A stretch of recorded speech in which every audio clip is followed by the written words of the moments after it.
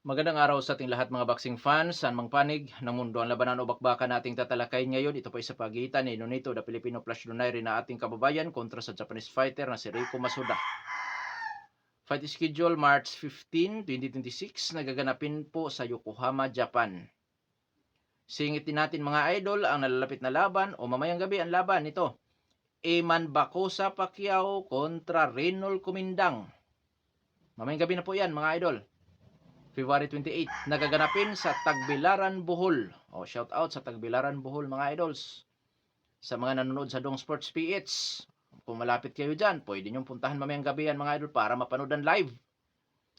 Suportahan natin po itong si Iman Bacosa Pacquiao at syempre itong si Nonito the Filipino Flash Donaire. Sa mga labanan na ito, tayo po ay maghahig ng sarili ating fight prediction, comparison at analysis na kung saan doon pa po lamang sa ating gagawing comparison detalyado na inyong malalaman kung saan niya ba naging Yamado, saan naging dihado itong mga maglalaban. Inanyayahan ko rin po kayo na panoorin ang buong video bilang karagdagang kaalaman para sa ating mga boxing fans at marami rin po kayo makukuha mga basehan na posible makapagbibigay influensya sa inyong magiging desisyon. Bagamat ang Dong Sports PH ay naghahayag ng prediksyon, mga idol, nasa inyo pa rin po ang haling desisyon. Bago natin ito simulan, para po sa mga boxing fans na bago po lamang napadpad dito sa ating munting channel, inanyayahan ko po kayo na sana suportahan po sa pamamagitan po ng pag-subscribe, like, and share. At para po sa mga boxing fans na walang sawa na sumuporta, sumubaybay dito sa ating munting channel, taos puso po ako napapasalamat sa inyong lahat. Wala po Dong Sports PH kung wala rin po kayo mga idols. Simulan na natin ang ating talakayan at unahin natin ang labanan sa pagitan ni Bacosa Pacquiao kontra Reynold Kumindang. Si Bacosa mga idol, may impresibong kartada ito. 7 wins with 1 loss with 1 draw. Si Reynold Kumindang 9 wins with 7 losses with 3 draws. Dito sa labanan, lamang sa ranking si Eman Bacosa Pacquiao, lamang sa height, reach, power, baluarte na gaganapan sa laban. Sulyamado po dito si Eman Bacosa. 70-30. Prediction ng Dong Sports PH, Bacosa by technical knockout 1-5. Kung sakasakaling di magawa ni Bacosa na may knockout itong si Reynold Kumindang, pabor pa rin ako kay Bacosa, mananalo sa pamamagitan ng desisyon. Unanimous, split, majority, decision. So, ibig sabihin mga idol, knockoutan o puntusan, liyamado sa panalo si Eman Bacosa Pacquiao. Ngunit, dito sa kanyang katunggali, dahil ang Dong Sports Pitch ay hindi nagsasarado ng pananaw sa magkabilang panig. Bagamat Bacosa Pacquiao ako dyan, sa panig naman nitong si Reynold Kumindang, upset lang po ang tanging tsansa nito. Knockoutan o puntusan.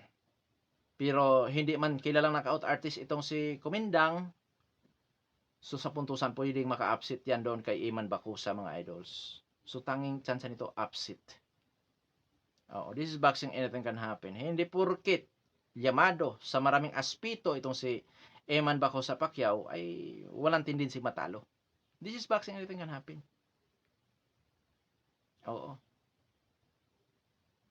So ngayon dadako na tayo sa nalalapit na laban ni Nonito Donaire kontra Reiko Masuda. Alamin muna natin ang mga background dito sa magkabilang panig at unahin natin sa panig itong si Reiko Masuda.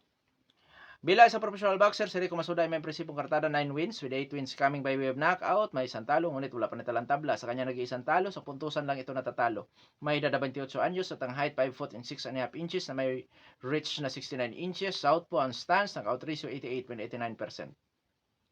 Last fight, November 24, 2025, Jose Miguel Calderon Cervantes ang kanya nakatunggali, panalo by 5th round, technical decision itong si Reiko Masuda, experience ni Reiko Masuda. Noong 2023, nakasagupa ni Reiko Masuda ang future world champion na si Iya Tsutsumi. Talo si Masuda by unanimous decision. So si Tsutsumi ang kaunang tumalo kay Masuda mga idol by decision. Noong 2024, nakasagupa ni Reiko Masuda ang ating kababayan na dating world title challenger na si Jonas Sultan. Panalo si Reiko Masuda kay Sultan by first round knockout. Ito pala ang nagbudiga kay Sultan mga idol. Skills nitong si Reiko Masuda, boxer puncher, pressure, defensive, roller, counter puncher style, timing sa pagbato ng suntok, Taglay ang power, accuracy, depensa, average, durability. Si Sia Tsutsumi pa lamang po ang nakatunggal nito na matitindi-tindi. So may tibay. Pati sa determinasyon kasi naka-recover nakabawi na itong si Rico Matsuda. So sa panig naman itong ating kababayan na si Nonito the Filipino Plus Donaire bilang sa professional boxer, si Nonito Donaire may impresibong kartada. 43 wins with 28 wins coming by way of knockout. May 2 talo, ngunit wala pa na tabla. Sa kanyang siyam na pagkatalo, 2 beses nakatikim ng knockout. May edad na 43 years old, height 5 foot and 7 inches, reach 68 and a half inches, orthodox ang stance, knockout ratio 65.12%. Last fight, December 17, 2025, nakasagopa si Sia Tsutsumi, talo by split decision itong si Nonito Donaire. Sa kanilang laban ni Sia Tsutsumi, nakataya ang titulo ni Tsutsumi ang WBA World Bantamweight title. Oo. Talo si Donaire by decision. Pero maganda ang kanya pinakita. Nasasaktan din niya si Sia Tsutsumi. Kaso lang doon sa laban na yun mga idol, doon natin nakikita na iba na po talaga ang isang Nonito Donaire. Ilang beses niyang tinamaan sa lip hook yung si Sia Tsutsumi. Kaya kung nagkataong bata-bata pa lang si Donaire at nandoon pa yung killer lip hook, wala na. Puti din ang tiyan ng Japanese fighter. Kaso lang, medyo magaan na ang suntok ni Nonito Donaire at nakikita na rin natin na yung stamina ni Nonito Donaire ay hindi na rin po ganun ka-stable. Oo, medyo napapagod na sa mga later rounds itong ating kababayan. At may kabagalan na rin gumalaw si Nonito Donaire. Kung tutusin, wala nang patunayan pa itong si Nonito Donaire. Kaso lang, passion ni Donaire ang boxing. Kaya sa tingin niya, kaya pa ng katawan niya, so lalaban at lalaban siya. At dito naman, para sa atin ng mga boxing fans, sana wag naman nating kutsain si Nonito Donaire. Kasi minsan na, or matagal na panahon din na si Donaire ay nagbigay karangalan sa ating bansa.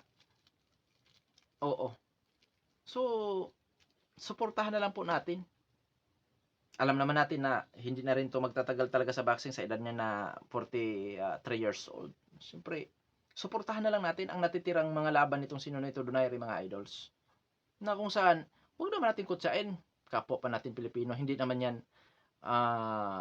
si Donaire, hindi yan trash talker, hindi yan ganun. Tahimik lang din yan. Pero may panahon din na, siyempre, gumaganti rin pag inangasan, mga idols. Ganun naman talaga buhay.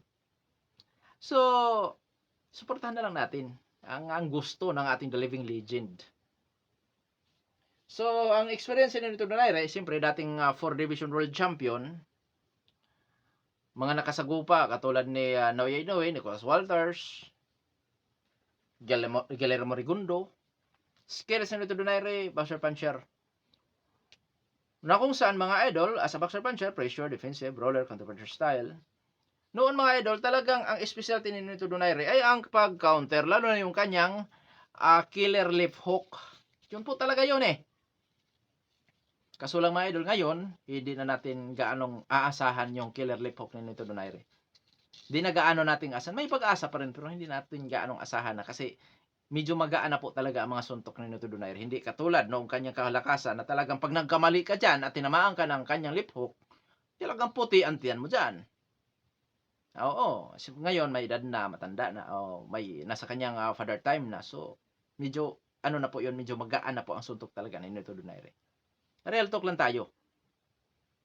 So ngayon dadako na tayo sa ating comparison kung sino Yamado. Sa ranking ng Boxrec dito po sa Bantamweight Division, rank 12 si Rico Matsuda out of 1,222. Si Nonito Donaire rank 20, so lamang nasa ranking po si Rico Matsuda dito kay Nonito Donaire. Physical na appearance, unahin natin sa edad, 43 years old si Donaire, 28 years old si Rico Matsuda. Advantage na naman kay Rico Matsuda yan. Bakit? Bata. Si Nonito Donaire 43 years old. Ano-ano ang mga komplikasyon doon? Mga idol, nakita na natin ang performance ni Nonito Donaire sa edad na 43 years old. Bagamat may magandang galawan pa si Donaire, pero wala na po yung kanyang killer lip hook. At medyo kumaan na po talaga ang mga suntok ni Nonito Donaire. At may kabagalan na rin gumalaw si Nonito Donaire sa mga later rounds. Yun po ang mayroon na lang kay Nonito Donaire, experience. Height, reach, power. Okay.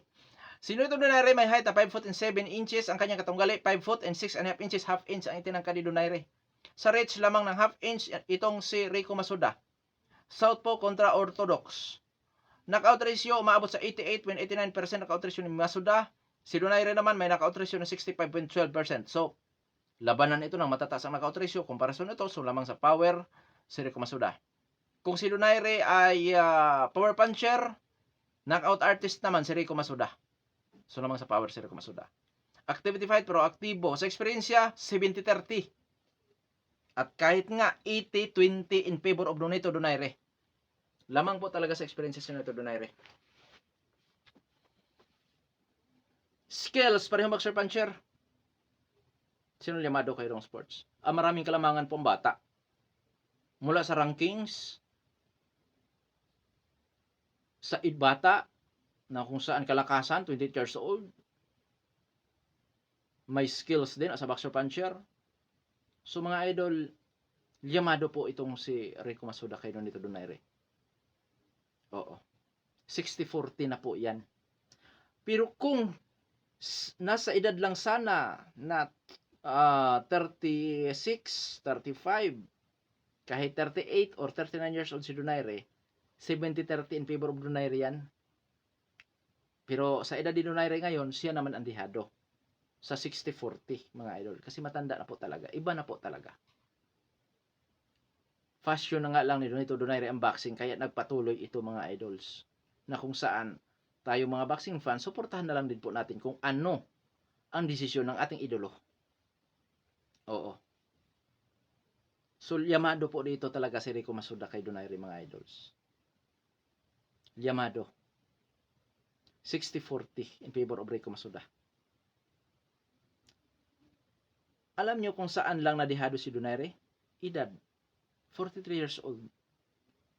Na kung saan apektado ang buong galawan ni Nonito Donaire. Kasama ang lakas at stamina. 43 years old na kasi. Pero na bata-bata lang to. Kahit 39 years old. Nako po. Di pa to obra kay Donaire si Rico Masuda. Kahit si Sia Tsutsumi di pa obra. Kaso nga lang, yun nga, 43 years old na po talaga si Nonito Donaire. Dito mga idol, maghayag ako ng prediksyon. Ngunit, sabihin ko sa inyo na manalo o matalo, Nonito Donaire po ako dyan. Manalo o matalo, Nonito Donaire ako dyan. Ngunit, kung sino ang llamado sa panalo, syempre, ang Japanese fighter na si Rico Masuda. Rico Masuda by decision. Unanimous, split, majority, decision, gamit ang kanyang lakas at bata. At kung titingnan natin sa knockout ratio na 88.89%, which is knockout artist itong si Rico Masuda, given na knockout din si Donaire dyan, later rounds. Take note, body puncher ito ha. Posibleng dyan babanatan si Donaire sa budiga. Na kung saan doon sa later rounds, delikado si Nonito Donaire. Baka banatan siya sa early rounds ng body shot, tapos iindahin na ni Nonito Donaire sa later rounds sa mga patama na yan, sanhi ng maubusan ng stamina o hangin, yun doon logi si Donaire sa later rounds pag nagkataon. Kaya given na makapagpa-knockout si Rico Masuda dito kay Nonito Donaire dahil sa taas po ng kanyang knockout ratio. Oo.